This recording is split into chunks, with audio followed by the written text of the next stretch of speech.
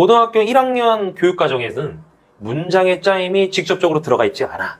그런데 1학년 내신 시험에 이 문장의 짜임을 냈다는 거지. 그래서 내가 이제 내신 대비를 해주는데 분명히 배운 지 1년도 안 됐거든? 중학교 3학년 때 국어 교과서에서 배웠으니까. 근데 이제 여러분들이 대부분 일회성으로 공부를 하다 보니까 시험만을 위해서 한 2, 3주 바짝하고 까먹고 바짝하고 까먹고 그러다 보니까 6개월, 7개월이 지났다 그러면 사실상 노베이스가 되는 거지. 그래서 보강을 그냥 몇 번을 해줬는지 몰라. 다시 와가지고 요 문장의 짜임을 해줬는데 여러분들도 유신이나 창의형 고등학교에 진학을 한다면은 똑같이 내년에 볼 수 있는 것이다. 자, 문장의 짜임 첫 번째 혼문장입니다. 혼문장이라고 하면 주어와 서술어의 관계가 한 번 나타난다. 그래서 왜 호치냐? 주술관계가 한 번 나타나니까. 그래서 하늘이 맑다라고 한다면은 하나씩 하나씩 있으니 혼문장이 되는 겁니다. 아우 쉽다. 자, 그럼 견문장. 페이지를 고민 많이 했다. 이걸 혼문장과 견문장이라고 할까 하다가 견문장 봅시다. 자, 견문장은 주어와 서술어의 관계가 2번 이상 나타나는 것이죠. 그래서 겨울이 가고 봄이 왔다라고 한다면은 각각 하나씩 하나씩 해서 총 2개가 있고 백성들이 비가 오기를 기다린다. 그러면 요때 이제 백성들이 기다리는 거지. 뭐를? 비가 오기를. 그러면은 주어, 서술어니까 요것도 주술 관계가 2번 나타난다. 이런 것들을 견문장이라고 한다 이겁니다. 자, 그렇다면 견문장에는 또 무엇이 있을까? 이어진 문장과 아는 문장이 있는데 이어진 문장이라고 하는 건 문장과 문장이 자 포인트가 요거지. 연결 어미에 의해 대등하게 이어지거나 종속적으로 이어지는 것이다. 그래서 첫 번째가 바로 대등적으로 이어진 문장인데 따라서 이어진 문장에서 제일 중요한 게 연결어미니까 대등적 연결어미에 뭐가 있는지 잘 알면은 요 문장이 대등적으로 이어진 문장인지 종속적으로 이어진 문장인지 바로 알 수 있는 것이지. 자, 일단 대등이라고 하는 말의 뜻은 요 의미 관계가 대등하다. 그러니까 수준이 같다라는 얘기지. 대등적 연결어미에 의해 이어지는데 대표적으로 요 3가지 나열, 대조, 선택. 야, 너 너무 나대선. 너 너무 나대선 안 돼? 자, 그래서 나열의 대표적인 연결어미는 뭐뭐고, 뭐뭐으며 또는 뭐뭐며 이런 것들이 있겠습니다. 그래서 이런 문장이 있으면은 일단 무조건 성분 분석부터 하면 돼. 듣는다. 뭐가? 뭐를? 그러면 일단 주어 서술어가 하나 있으니까 최소 절이지. 끝났나 해보니까 얘도 서술어란 말이야. 뭐가? 새가. 그렇다면 하나가 더 있네. 그러면 절과 절이 있다. 뭔가 연결된 거야. 그러면 절과 절을 연결하는 접착제 역할을 하는 것이 뭐가 있느냐라고 한다면 바로 고라는 거지. 그 다음에 이제 이런 걸 좀 가끔 헷갈리는 것 같아. 지만이라고 하는 건 요게 이제 뒤집는 거니까 뭔가 앞에 있는 게 뒤에 있는 거에 종속적인 그런 부분이 아니냐 할 수가 있겠지. 하지만 대조의 지만이라고 하는 연결어미는 대등적 연결어미라고 봐야 합니다. 그래서 종속적이라고 하는 말의 뜻은 뭐가 뭐에 매여 있다라고 하는 거야. 자, 그러면 마찬가지로 연결어미가 중요하겠지. 종속적으로 이어진 문장의 연결어미 목록을 보자면 대표적으로 이렇게 6개를 지적할 수 있겠는데 첫 번째가 이제 조건이다. 그래서 뭐 조건에는 뭐뭐 면이 있지. 그러면 뭐가?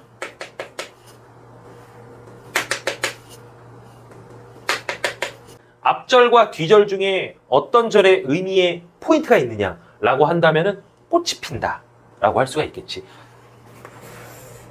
근데 꽃이 피기 위해서는 선결 조건이 뭐야? 이 앞에 있는 절이 돼. 따라서 앞에 있는 절은 뒤에 있는 절의 조건이 된다. 이렇게 볼 수가 있겠지. 왜 조건이 되느냐? 이걸 의미로 따지지 말고 조건을 나타내는 면이라는 연결어미가 쓰였으니까 그렇다. 이렇게 보는 것이 맞아. 자, 그 다음에 이제 뭐 원인을 한번 볼까? 요 아싸, 어싸 라고 할 수가 있겠는데, 길이 미끄러운 거지. 근데 길이 왜 미끄럽냐고? 라고 한다면은 요 앞에 있는 것이 원인이다. 그럼 이게 왜 원인을 나타내는 절이냐라고 한다면은 형태소 분석을 좀 해줘야 되겠지. 이렇게. 그래서 요게 동사 어간이고, 어간 뒤에는 항상 뭐가 온다?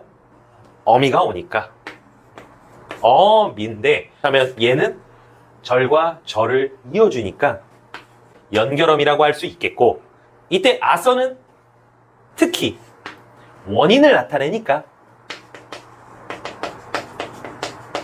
종속적 연결어미라고 할 수 있겠다. 자, 그렇다면 지금까지 살펴본 대등적으로 이어진 문장과 종속적으로 이어진 문장을 구분하는 방법이 있을까? 사실 가장 좋은 방법은 앞서 배웠던 연결어미 목록을 외우는 거야. 일단 그거를 외우고 있으면 직관적으로 요게 대등적이다, 요게 종속적이다 알 수 있는데, 사실 우리가 세상에 있는 모든 연결어미 목록을 외우고 있는 것이 아니기 때문에 때로는 이렇게 구분하는 방법을 알아야 정확하게 나눌 수 있다는 겁니다. 자, 가볼게요.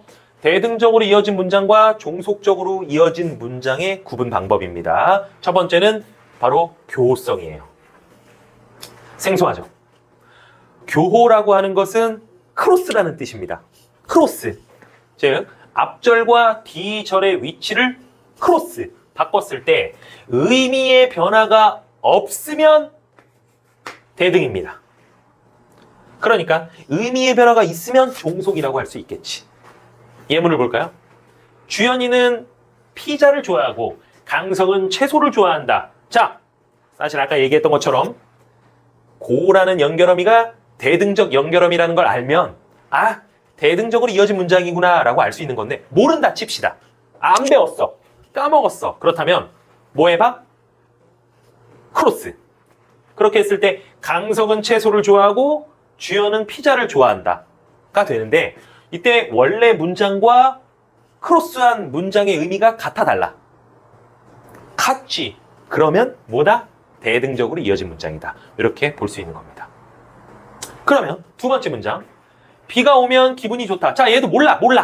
몰라. 자, 몰라. 크로스. 기분이 좋으면 비가 온다. 지금 여기 보면 이 퀘스천 마크 달아놨는데 말이 뭐 문법적으로는 문제가 없는 것 같아요. 기분이 좋으면 비가 온다? 뭐 되는 것 같은데, 이 의미적으로 따져보면 서로 관계가 말이야. 내가 기분 진짜 좋거든 지금? 주원아? 근데 비 안 오잖아. 뭔가 좀 이상하단 말이야. 그러니까 자, 다시 돌아와서 요 문장을 교호성을 통해 바꿔봤을 때, 일단 이게 문법적으로 맞는지 뭐 틀린지 이런 걸 따지지 말고 원래 있는 문장과 의미가 같은지 아닌지만 보란 말이야. 그랬을 때 같지 않다. 그렇다면 얘는 종속적으로 이어진 문장이다. 그 다음에 이제 두 번째 기준은 이동성입니다. 이동성이랑 교호성이 좀 헷갈릴 수 있어. 왜냐하면 뭐 말은 크로스라고 했지만 어찌됐든지 간에 이렇게 이동하는 거니까. 근데 여기서 말하는 이동성이라고 하는 것은 이 앞절을 뒤절로 이동하는 겁니다. 그러니까 뒤절 사이에 껴놓는 거야. 햄버거처럼, 햄버거 패티처럼. 그러니까 앞절이 햄버거 패티가 되는 거지. 자, 인생은 짧고 예술은 길다라는 문장이 있습니다. 자, 앞절은 인생이 짧다가 되겠지. 자, 요거를 패티, 자, 햄버거, 자, 껴. 그러면은 예술은 인생은 짧고 길다. 안 되죠. 그죠? 그러면은 이때 요 문장은 대등이라고 볼 수가 있겠습니다. 자, 두 번째 문장 볼까요? 고기를 사다, 마트에 가다. 앞절, 고기를 사다를, 자, 껴 했을 때 마트에 고기를 사러 가다. 되죠? 그러면 됐으니 종속적으로 이어진 문장이 되겠습니다. 사실 논리적으로 살펴보면 당연한 거야. 왜냐면 종속이라고 하는 것은 어쨌든 간에 앞에 있는 놈이 어때? 뒤에 있는 놈한테 이렇게 질질 끌려다니는 거잖아. 그러니까 뭐 목줄을 매가지고 끌고 다니든 아니면 내가 안고 다니든 어찌됐든지 간에 내 강아지잖아. 그치? 그렇기 때문에 이동성이 성립하는 겁니다. 자, 그 다음에 이제 세 번째는 보조사와 결합하는지 안 하는지. 앞절과 뒤절에 보조사가 결합할 수 있으면은 대등입니다. 자, 여름에 비가 내리고 겨울에 눈이 내린다. 그러면 앞절과 뒤절 구분할 수 있겠죠. 자, 여기다가 보조사를 결합해 봅시다. 뭐 보조사 아무거나. 대표적으로 이제 은는이 있잖아요. 자, 여름에는 비가 내리고 겨울에는 눈이 내린다. 괜찮아, 괜찮아. 대조의 의미를 딱 잘 드러내고 있지. 그럼 대등입니다. 네. 비가 와서 길이 질다 라고 하는 문장이 있는데 여기다가 비는 와서 길은 질다 라고 하면은 뭐지 이게 대조를 나타내는 건지 아니면은 뭐 화재를 나타내는 건지 잘 모르겠단 말이지. 그래서 이때는 종속이라고 할 수 있겠습니다. 자, 그 다음에 이제 아는 문장 보도록 하겠습니다. 오늘 마지막 내용이 되겠는데요. 아는 문장이라고 하는 건 문장이 다른 문장 속에 성분이 되는 겁니다. 다른 말로 얘기하면 안긴다고 볼 수가 있겠죠. 아는 문장은 절 표지로 실현됩니다. 뭐 예를 들면 명사형 어미 같은 것들이 있겠지. 첫 번째, 명사절을 아는 문장입니다. 이 녀석은 명사절이 큰 문장 안에서 주어나 목적어나 부사어 등의 기능을 합니다. 그러면 어떤 절표지가 있을까요? 대표적으로 명사형 어미, 기가 있겠습니다. 예문을 볼게요. 나는 그녀가 옳았음을 깨달았다. 한번 이렇게 또 분석을 해봤어. 이제 한눈에 다 보이는 거지. 자, 그러면은 어떻게 해줘야 돼? 일단 안기고 있잖아. 그러면은 요걸 어떻게 해줘야 돼? 빼줘야 돼. 분리를 해줘야 돼. 자, 그래서 분리를 해줬습니다. 그렇다면 기본 문장은 나는 무엇을 깨달았다. 그리고 안겨있던 녀석은 그녀가 옳았다. 라는 것이지. 그래서 이렇게 나눌 수가 있겠는데 그녀가 옳았다라고 하는 여기에서 이 다라는 평서형 종결어미 대신에 음이라고 하는 명사형 어미를 넣어주면은 어때? 겉으로 봤을 때 명사 같단 말이야. 그치? 그러면은 요거를 어떻게 해줘? 요 안에다가 집어넣는 거지. 그러면은 어때? 요 그녀가 옳았다라고 하는 절이 명사 절이 문장에서 뭐해? 목적어의 역할을 하고 있다. 이렇게 볼 수 있는 겁니다. 자, 그러니까 다시 마지막으로 얘기를 하자면 이 아는 문장을 판단할 때 일단 기본적으로 아는 문장과 안긴 문장을 분리하는 게 중요해. 그리고 나서 두 번째로 뭘 봐야 된다? 절 표지를 봐야 된다. 그리고 세 번째는 그 녀석이 문장에서 어떤 역할을 하고 있는지까지 본다면은 제대로 분석했다 볼 수 있겠습니다. 뭐 기도 볼까? 백꽃은 희기가 눈과 같다. 그러면 요거를 나눠봤을 때 아는 문장은 뭐뭐가 눈과 같다. 뭐가? 백꽃이 희다는 것이. 그러면 요때 주어 서술어 갖췄고 그러면 절인데 다라는 평소형 종결어미 대신에 기라는 명사형 어미가 붙어 최종적으로는 문장에서 주어의 역할을 하고 있다. 그러면 얘는 명사절을 아는 문장이라고 할 수 있겠지. 아유, 한번 배우고 나니까 쉽다. 자, 그 다음에 관형절을 아는 문장. 그럼 얘는 문장에서 관형의 기능을 하는 절을 아는 문장이다. 자, 그러면은 이때 절 표지는 진짜 우리 지금까지 오늘만 해도 벌써 몇 번 얘기한 거야. 그지? 관형사형 어미가 절 표지라고 할 수 있겠는데 여기에는 은는 을던이 있겠죠. 예문 봅시다. 이 노래는 그가 들은 노래이다. 분리 하면은 아는 문장은 이 노래가 노래이다. 안긴 문장은 그가 노래를 듣다. 그러니까 요때 관형절 같은 경우에는 조금 조심해야 되는 게 요 관형절, 그러니까 관형어 뒤에 있는 요 체언이 요 안긴 문장의 한 성분인 경우가 많습니다. 그래서 그가 들은이라는 관형절을 바깥으로 빼낼 때 정확하게 그 재구성을 해줘야 된다. 어찌됐든지 간에 안긴 문장은 그가 노래를 듣다가 되겠습니다. 여기에 평소형 종결어미 대신 은이라고 하는 관형사형 어미를 넣어주고 그리고 문장에서의 기능을 봤을 때 뒤에 있는 노래라는 체언을 꾸며주고 있으니 관형절을 아는 문장이라고 할 수 있겠네요. 나머지는 어때? 요 다른 형태로 쓰인 것 뿐이니까 구조는 똑같지. 관계 관형절은 우리 여기에서 살펴본 거지. 닦았어. 누가 닦았어? 친구가 닦았어. 뭐를 닦았어? 땀을 닦았어. 근데 이때 땀은 어떤 땀이야? 목덜미에 흐르는 땀이라고 하는 거지. 그러면 얘 같은 경우에 바깥으로 빼냈을 때 제대로 된 문장 성분을 다 갖춘 문장으로 재구성을 한다면 주어는 뭐야? 그렇지. 땀이 목덜미에 흐르다. 그러면 흐르다가 서술어, 주어, 부사어인데 어찌됐든 주어와 서술어를 갖추고 있으면 절이잖아. 그리고 이때 종결어미 다 대신에 뭐가 왔어? 는이라고 하는 관형사형 어미가 왔으니 관형절이지. 근데 요 녀석이 안기면서 주어 따미가 어떻게 된 거야? 생략된 거야. 왜? 아는 문장에 땀이 있으니까. 그러니까 결국 목덜미에 흐르는 이라는 관형절은 관계 관형절이라고 할 수 있겠지. 되지? 자, 그 다음에 이제 부사절을 아는 문장 마찬가지입니다. 절이 부사어의 기능을 하는 것이겠지. 어떻게 만드느냐? 부사형 어미를 갖다 붙이면 되겠습니다. 그래서 요거는 아까 예문도 살펴봤는데, 자, 분리! 그러면 꽃이 피었다. 암기 문장 꽃이 예쁘다. 그래서 종결어미 다 대신에 개라는 부사형 어미가 붙은 것이고, 그 다음에 요 녀석이 안기면서 여기에 꽃이 있으니까 없애주면 되겠지.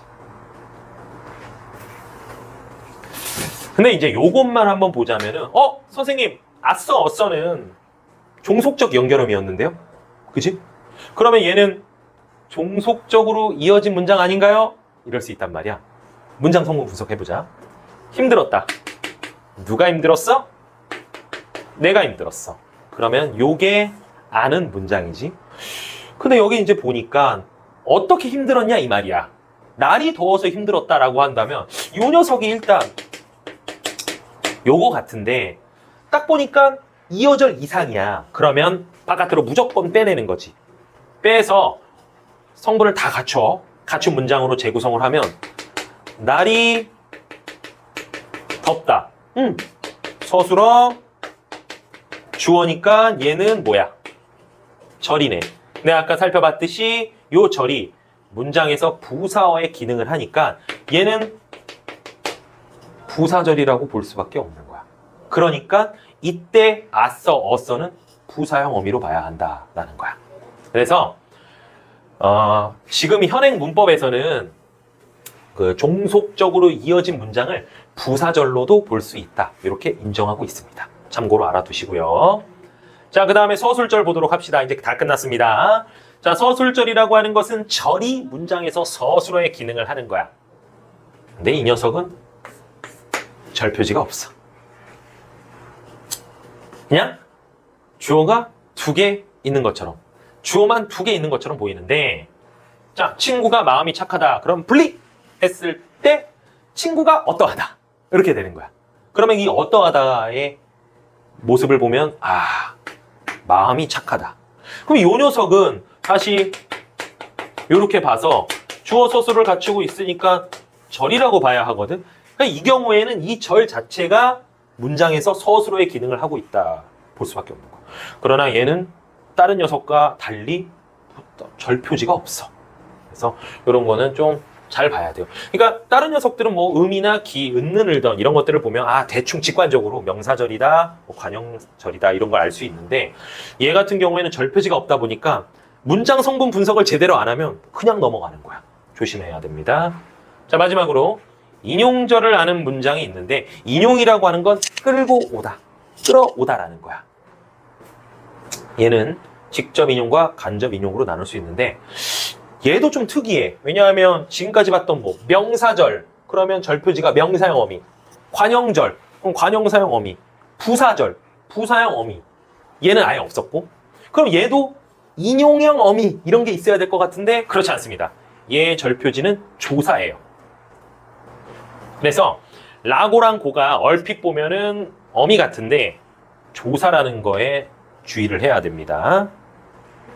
단, 이때 남의 말을 그대로 가져오면 요 말이 쓰이고, 그걸 다른 식으로 바꿔서 얘기하면 고가 오고. 그러니까 라고가 직접 인용, 그 다음에 고가 간접 인용이라고 볼 수 있겠지.